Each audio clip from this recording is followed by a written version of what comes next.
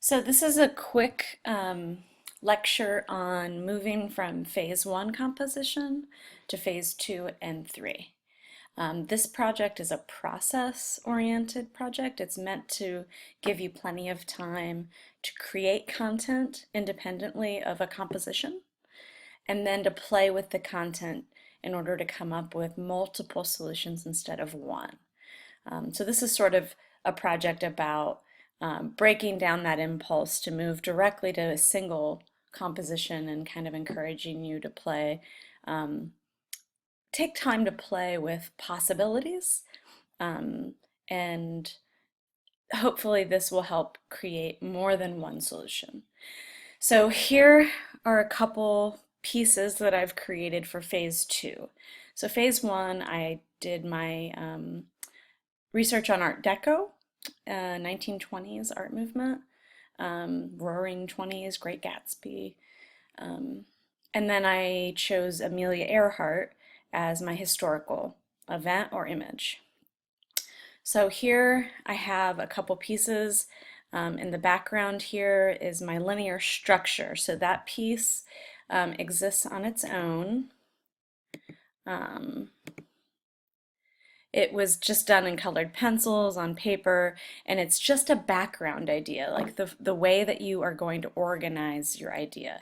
And since Art Deco is very sharp, based on triangles, it's very decorative, very metal oriented. I created this very sharp diagonal linear structure, and then I used this to help guide and structure my compositions. So I'll go back to the pieces. So here is a drawing that I've created. Um, Here it is by itself. Just taking the image that I found of Amelia Earhart that I liked, and I reduced it to a strong pencil drawing in order to get better results in my filters. Um, think about altering the way that you draw your images. You could reduce her or your photograph to a strong black and white. You could do one in value. You could do one in a photo filter. So I'll look at here's a halftone that I did in photo filter in Photoshop, and it chose the line method. And I like this for Art Deco since it's very sharp and shiny. So I thought that was an interesting option for looking at her image. Um, I also put it through a cutout filter just to get sort of a painterly approach. I also added this light source just because I thought that that went well with the Art Deco idea. So in phase two, as you can see, you're just making pieces. You're just making patterns, you're using the photographs in different ways, creating backgrounds and linear structures. You want all your pieces separate so that you have the freedom to play with them. So here, after I've created in phase two all my pieces, here's another one. I made this one. I took the drawing, put the drawing through a filter, and now I have all these different iterations of the images I'm interested in working with, which is really useful.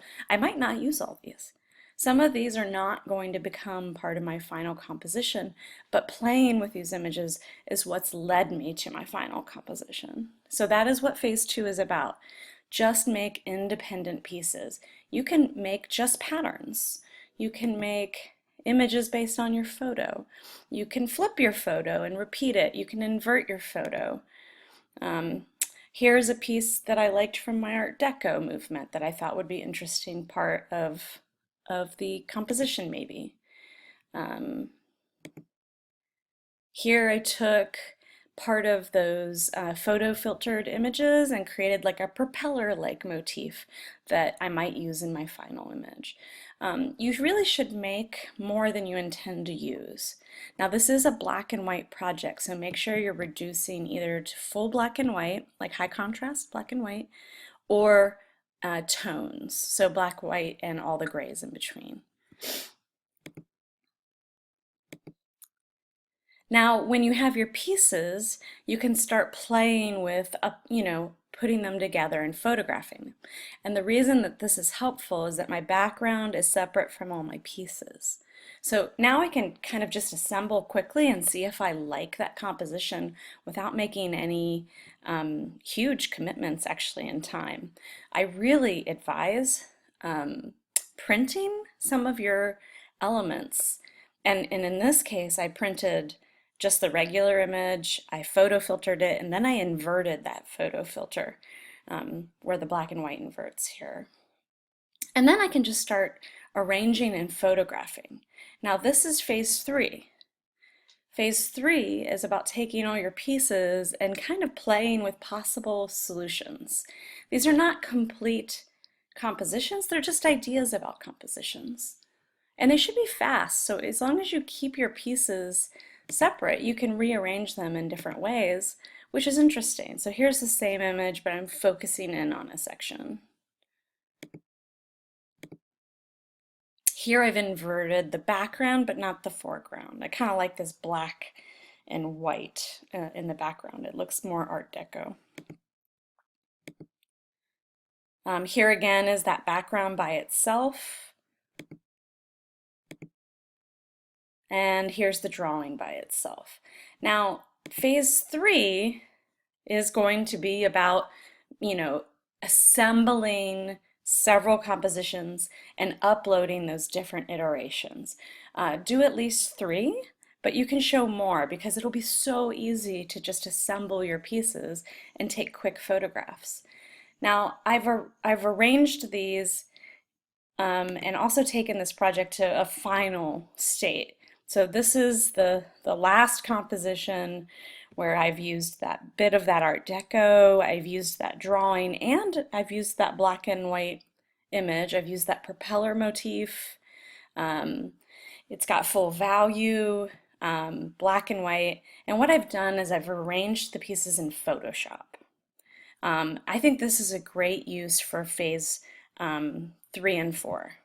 So at this point, I can look at this image and do a watercolor or an ink or a pencil drawing or a painting or a collage. So I do want you to take your final design into some sort of physical format. But Photoshop might be a really easy way to start playing with values. I was able to play with transparencies right here. I could add elements quite easily. And then this has given me sort of a final design in order to go paint for phase 4. And then by doing this, you're also assembling your process. So just make sure you're uploading each section both to your check-in page so that the students can see what you're doing and you guys can give each other advice. And then for each phase. So phase 1 is research.